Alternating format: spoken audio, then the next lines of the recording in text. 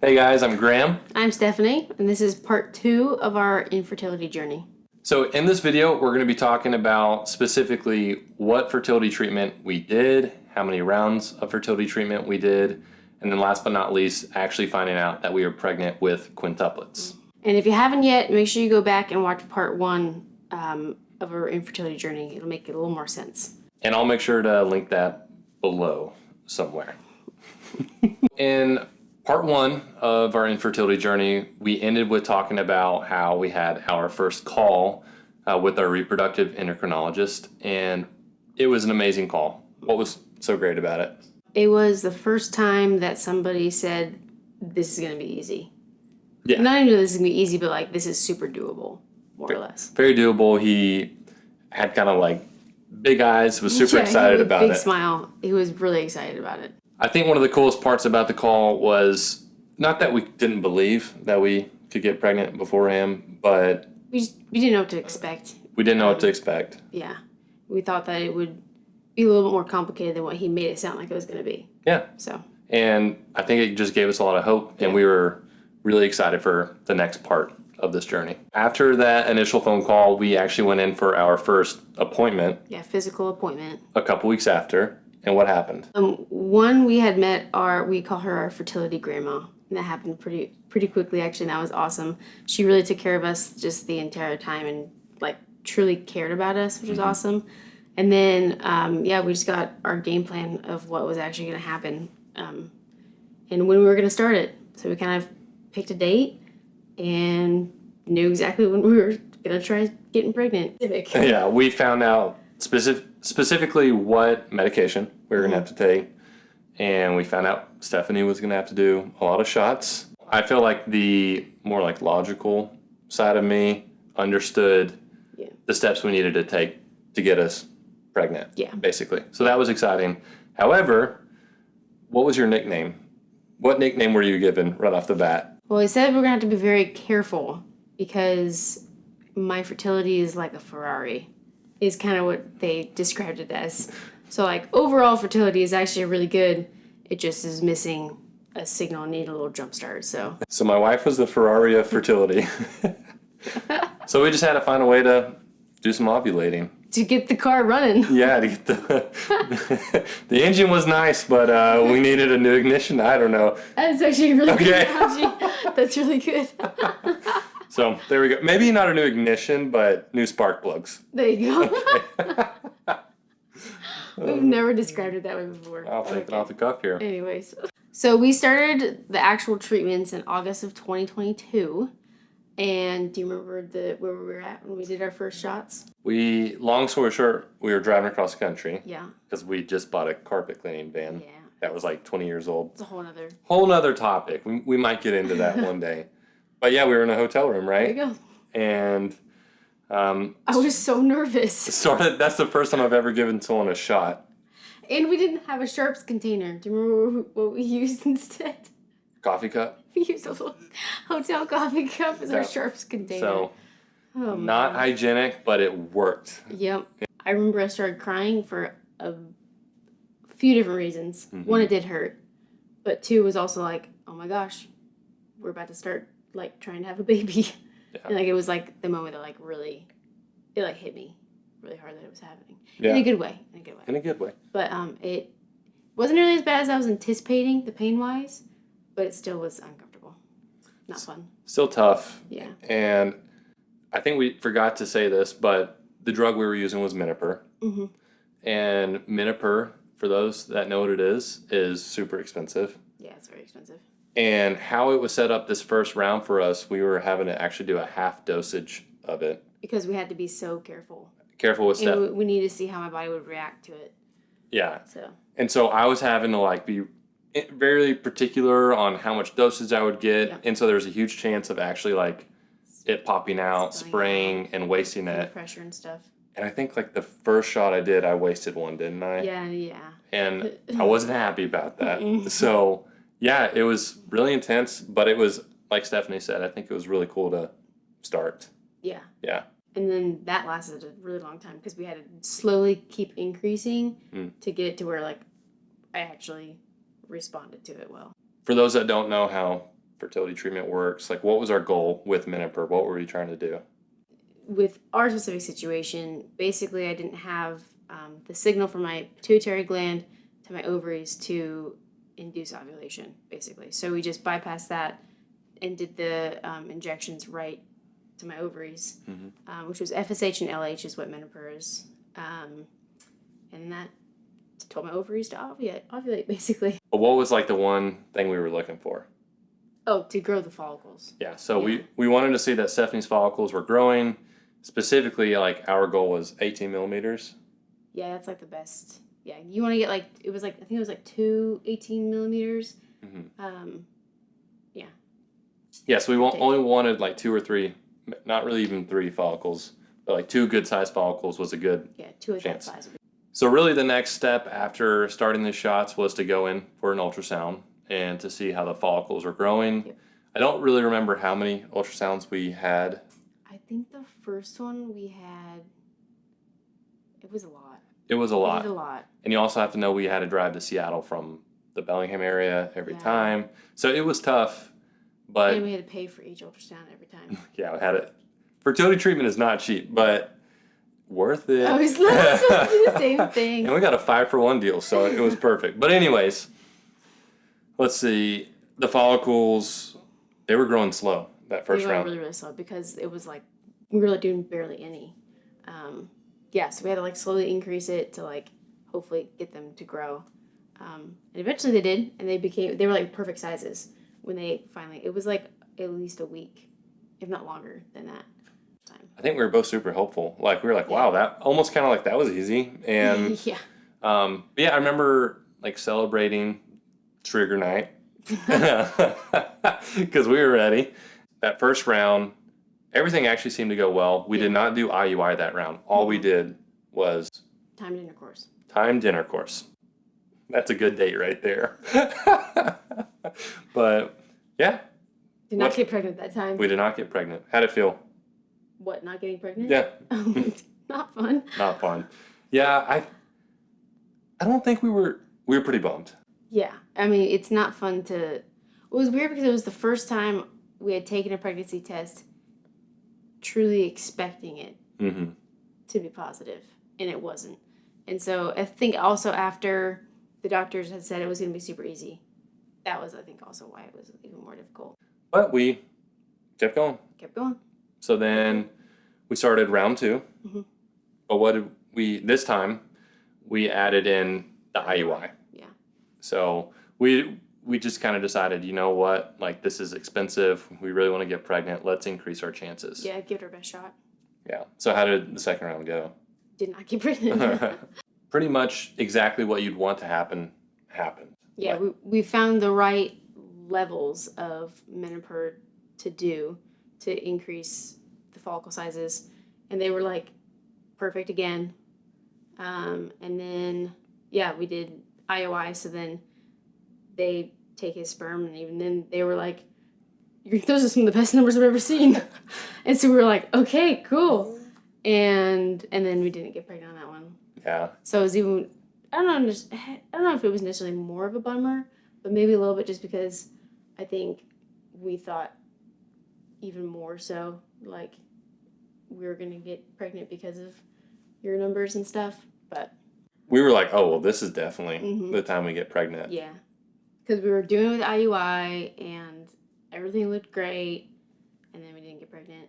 And we didn't get pregnant, which again just, I think, goes to show you, like, we can have it all lined up how we think it should be, but it's not truly in our control. Yeah.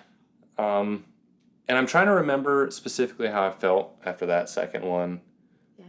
I feel like it's all kind of blurred together. A little bit blurred. It's never easy receiving news of a negative, but I do think, like, it felt even more than the first time because we felt like it was perfect. But didn't happen. Yeah. So what did we do? Did we give up? Nope. We kept on going.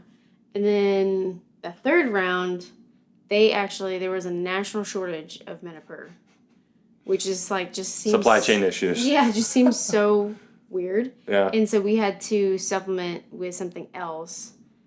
So we ended up using Follistim and low-dose HCG.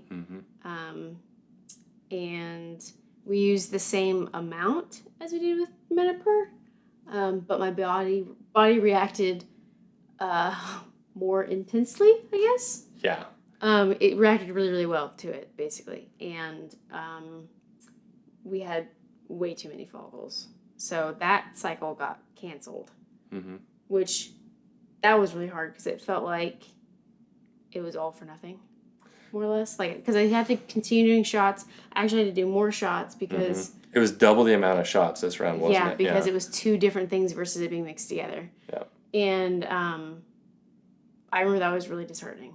So I think you have to know, too, Follistim and Menopur just work differently. Like, our clinic described it as Menopur, like, the goal of Menopur is to stimulate 1 or 2 follicles, whereas Follistim is typically used in IVF than IUI or ovulation induction. And it's kind of like this, you're trying to get as many follicles stimulated before retrieving eggs in IVF. But we didn't do IVF, we did IUI. So we had to be even more careful, and Stephanie was so fertile, we had to be extra careful. Yeah. And the whole waist thing is interesting because it kind of shows you how men and females' brains, I think, work differently. Like, you felt it was a waste in terms of how many shots you had, which I didn't. I didn't receive the shots, so I didn't have to go through that pain. But, like, it's not that fertility treatment is only a financial decision, right? But it plays a huge part of it. Yeah, for sure. Because it's very expensive, and so I do think I was pretty disappointed in terms of just how much money I think just seemed to go right out the door. And I even think, like, we were, like, playing around with the idea. Well, we had a nurse call us and say, like, maybe you should trigger, but we chose not to. Because it was, like, on the edge of being too many, too big. Yeah, so we wanted to be careful. So truly, like, the whole quintuplet thing wasn't because of not being conservative or being careful. Like, from the get-go, we worked with a great clinic that was very, very conservative and very careful. So, didn't get pregnant that 3rd round. Yeah. And then we went into our 4th and final round. Which we did the same thing. We did Follistim and HCG. Menopur was still gone. Yeah. But we did a couple less days of it. I think so, yeah. And then we went in for ultrasound, and follicles really weren't that big. They were like 2. So, like, goal was like 18. The 2 largest ones were 15. And then there was one that was like 13.9, and the rest of them were like 12 point something and under. And so, like, really not like that big at all. Because I think they say it has to be at least 14 to be considered, like, mature. But they, like, really want to see it bigger than that because you don't see people get pregnant often with that size. And the nurse we were working with was like, I don't know, like, why we would trigger because they're so small. But our doctor wanted to make sure we were being conservative. And then you were upset that we were going to trigger that day. Yeah, I mean, I think you have to understand, like... The goal was 18. I think it was... The goal was 18. And again, to bring it back to the finances of it, it's like, this is hard for us to afford. Yeah. And so in my mind, I'm like, man, I feel like by triggering out on that day, we were actually giving up. I feel like we weren't giving this round our best shot. Yeah. And so this did not happen, but I was almost wanting to add in a couple extra days of Follistim before we triggered without telling our medical team. And I said no. So glad we didn't. That would have been horrible. Would have lived with that the rest of our lives. But yeah, so we moved forward with it, and I think I was pretty cynical about it. Yeah. Like, I just didn't think it was going to happen.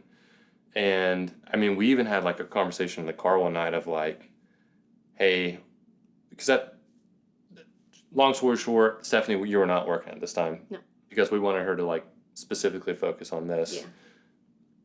That same month of that 4th round, Stephanie was applying for jobs, though, because I was starting to think, all right, to do this fertility treatment a long time, we're going to both have to be working through this to pay for it all. And so you had been applying for jobs and stuff. I'm just saying that to say, like... It's hilarious now, thinking back, honestly. It really is, but I'm just saying that, like,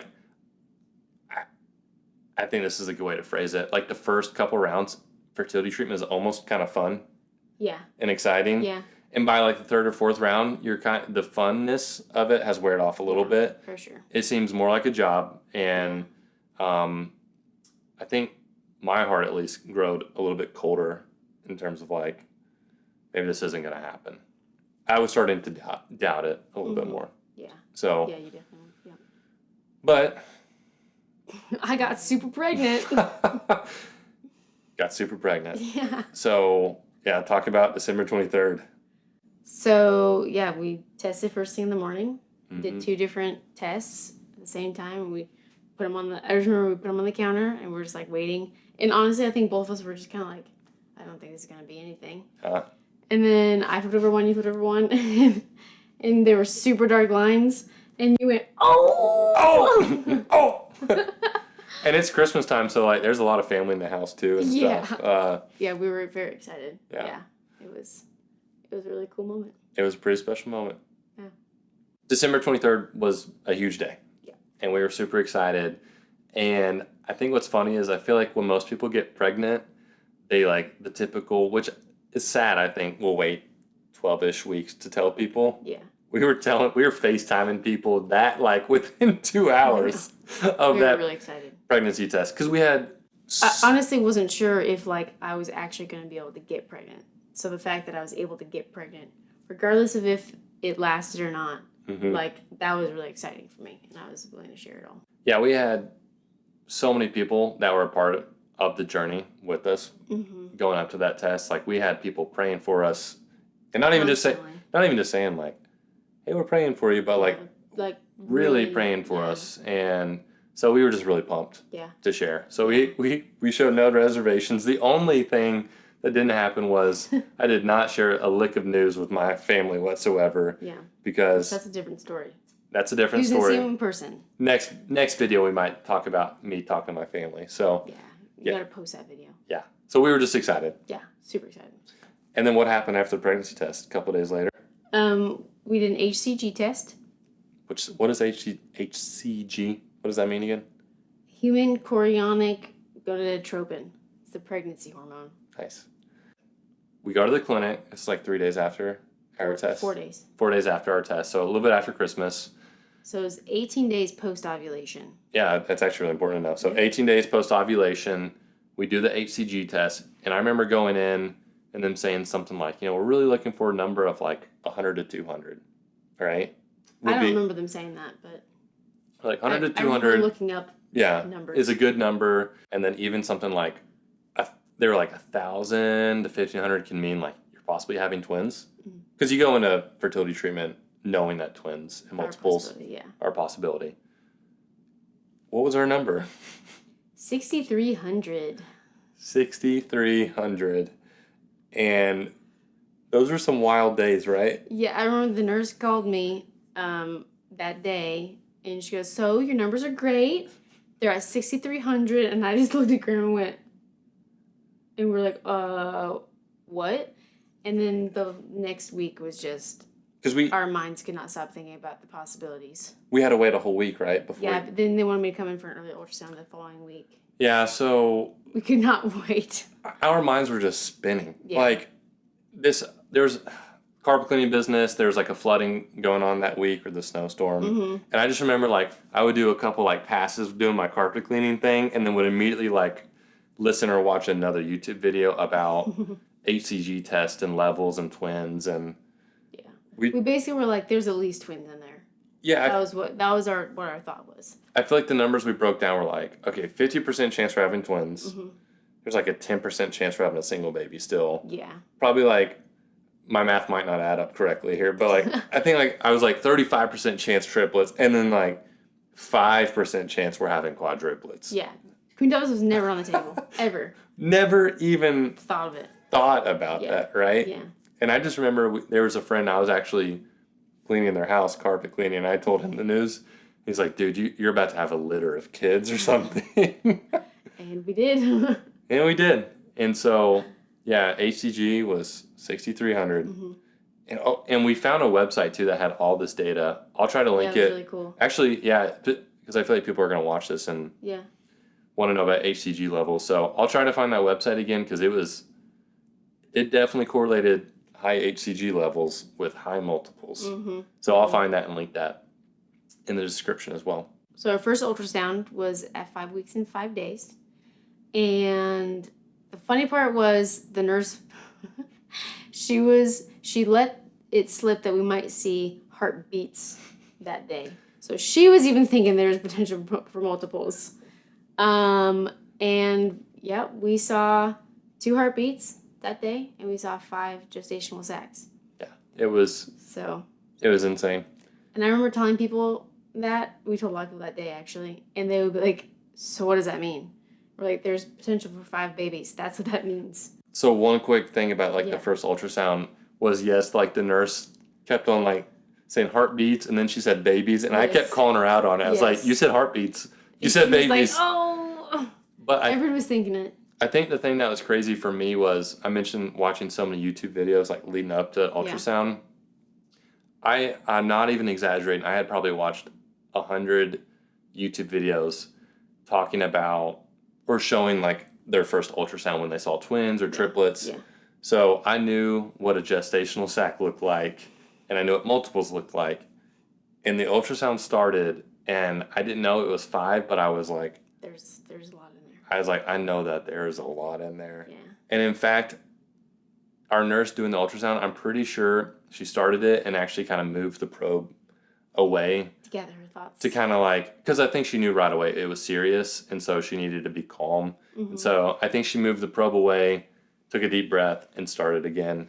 And we talked about this in another video, but like, it's probably the most surreal, maybe not the most surreal experience now, because the babies are here.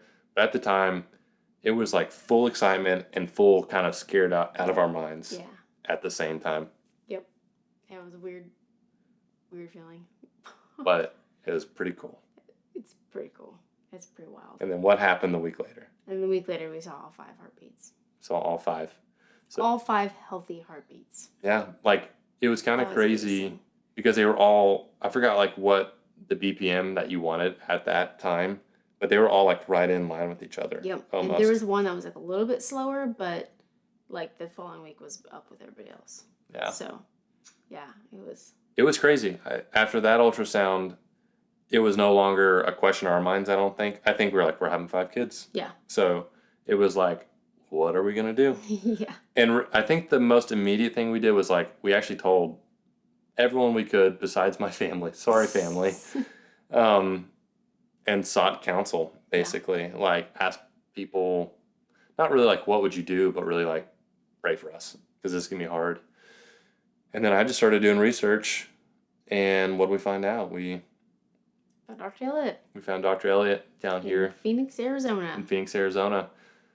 And I think we'll kind of wrap it up with this video. I think we talked about everything we need to with fertility treatment. Anything else specifically about fertility treatment? I don't think so. Fertility treatment is really hard.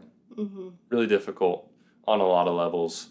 And I think the last thing we want to do is just be like, we're awesome now that we have quintuplets. Like, if you're watching this video and you're going through fertility treatment, or maybe like you're thinking about taking that next step of fertility treatment, I would just say like, hang in there. That, and you're not alone. I feel like that's like so cliche, but like, you're not alone. Like, so many people, I feel like I remember specifically one day at church, actually, it was the first day we tested negative, and our pastor actually felt led to have people who are struggling with infertility or miscarriages to like stand up, and everybody gathered together, and there were so many people, and everybody gathered together and prayed for each other. And just like, I remember even talking to somebody else like in our small group who was like, I didn't know so many people went through the same thing.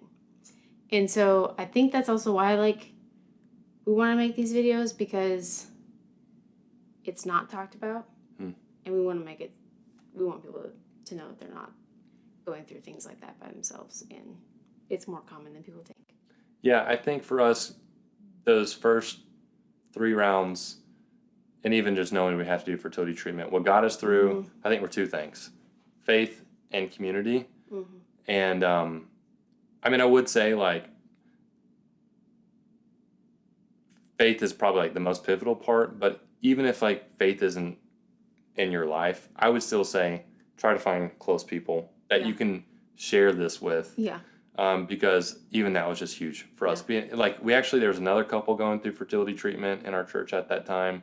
And so just even being able to like, it sounds funny, but like compare semen analysis scores. I know it sounds crass. And follicle sizes and like talking to somebody who knows the lingo and the things you go through, and you don't have to explain everything because they know. Yeah, I feel like that was. And what was so funny too is like we even had like me and that guy had another mutual friend, and that mutual friend like went up to them and was like, "So how are your follicle sizes?" So it like I feel like follicle sizes were like a topic of conversation in just like our friend circle. I just think it made it way easier. Yeah. Like, so we weren't bottling it in, we weren't holding it in, we were getting it out there, and I think share and be open about it would help you out. So that'd be my encouragement is like our first part of the infertility, we talked about like keep seeking help. And I definitely think that's the theme of this video. But I also think like as you're going through it, talk to people. Yeah. Like let people know when you get a negative so you're not doing it alone. I think would be huge. And then this is a total side tangent that could be talked about for like months. It could be talked about. You probably could. Talk about for months. Could be talked about for a long time. But also like another thing that we feel very strongly about, and I know it kind of seems a little hypocritical because we did fertility treatment, but always like consider adoption. Like there's so many kids that need homes, and adoption was a topic of conversation before we pursued fertility treatment. I think honestly, before we even got married, we talked about adopting. Absolutely. And it's still a topic of conversation for us, even though we have 5 kids. We're going to have 20 kids by the end of this life. 20's a lot. Okay. We'll work on that number. We'll negotiate that. But adoption's an amazing thing. Yeah. And we have friends that are going through it now. We're pretty hyped for them. And just always remember that there is that option. Yeah. Anything else you want to share in this video? No? I don't think so. I think that's it. I'd also say, like, if you have any questions, I don't know how you want to get in contact, but I'm open to chatting too, and seeing if I can be a resource, especially for like, and you. We can be a resource. We can be a resource. Absolutely. So, we try to make this video quicker. I think we did a better job. I think it's shorter, but it's still long. Still long. We'll cut it. And thank you so much for watching this. That was me saying cut it. Yeah, you guys mean so much to us, and feel free to subscribe if you haven't, and we'll see you in the next video. Thanks, guys. Bye. Cut it out. Okay.